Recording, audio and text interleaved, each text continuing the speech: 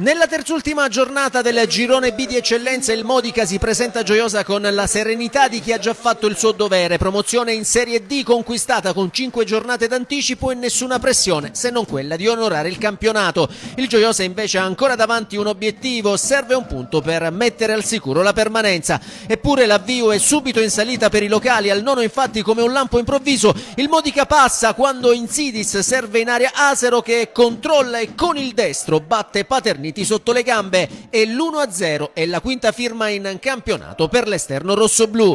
Il Gioiosa ferito ma non piegato risponde con orgoglio al 13° e il Gailani prova a scuotere i suoi con un sinistro da fuori ma Truppo si distende e devia. 2 minuti più tardi al 15° Tegola per i bianco-granata, Locantro è costretto ad alzare bandiera bianca dentro Garofalo. La partita non concede respiro al 20° Calderone arma il mancino, ancora Truppo dice di no. Poco dopo è invece il Gailani a inventare per De Gaetano che entra in aria ma l'uscita del portiere ospite spegne l'occasione. Il Modica però sa quando colpire, prima sfiora il raddoppio con Belluso che con un fantastico colpo di tacco volante manda di poco sopra la traversa, poi al 38° affonda il colpo grazie a Fravola che raccoglie il corner di Valenca e al volo col sinistro mette alle spalle di Paterniti la rete del 2-0 e che gli vale come primo sigillo in campionato. Il Gioiosa però non si arrende, al 41° Palino ha la chance per riaprire tutto ma trova la risposta decisiva di Truppo.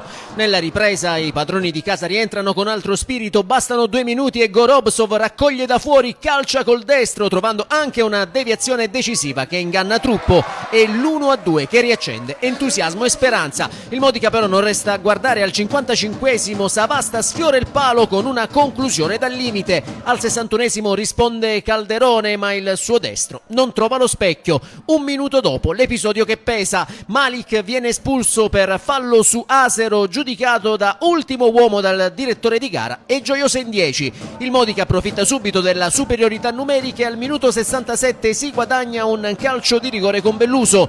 Dal dischetto Savasta si fa ipnotizzare da Paterniti ma sulla ribattuta Belluso è il più rapido e firma il 3-1 e il suo 10° centro in campionato. Gli ospiti insistono, all'81° Bonanno appena entrato scappa via e si presenta solo davanti al portiere ma El Gailani salva tutto grazie ad un intervento provvidenziale. Il Gioiosa prova a riaprirla all'85° con l'acrobazia di Calderone senza fortuna e allora come spesso accade dal possibile 2-3 si passa al colpo definitivo. Infatti all'89° Torres, anche lui subentrato, lascia partire un tiro dal limite che fulmina Paterniti e vale di fatto il 4-1 e il suo quarto gol in campionato. Poi il triplice fischio, il Modica continua la sua marcia trionfale e sale a quota 70 punti, il Gioiosa resta fermo a 36, a più 9 sulla zona play-out.